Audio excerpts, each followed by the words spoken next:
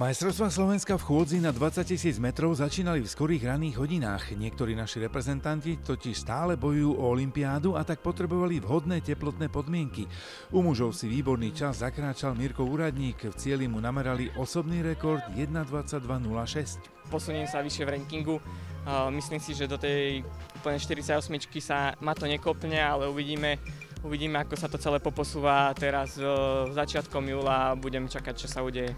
Skvelý výkon sa podaril aj medzi ženami Hanke Burzalovej. Tá išla konštantné tempo, do cieľa prišla po hodine 32 minútach 44 sekundách a to je nový národný rekord na dráhe.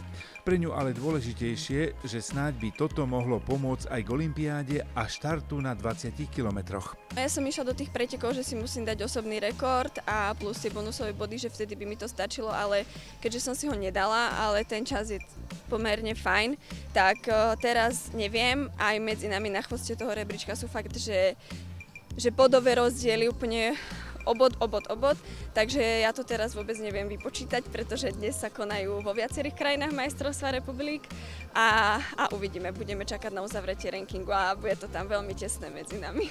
Na olympiáde by na štarte 20-ky nemali chýbať Dominik Černý a Mária Katerínka Caková. Tá v Banskej Bystrici nesúťažila, keďže ako Dominik má v rankingu veľmi bezpečnú pozíciu.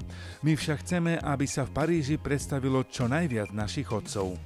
My sme išli do týchto pretekov s tým, s Hankou Burzalovou, aby išla na osobný rekord, aby sa pokúsila zaútočiť a získať čo najviac bodov.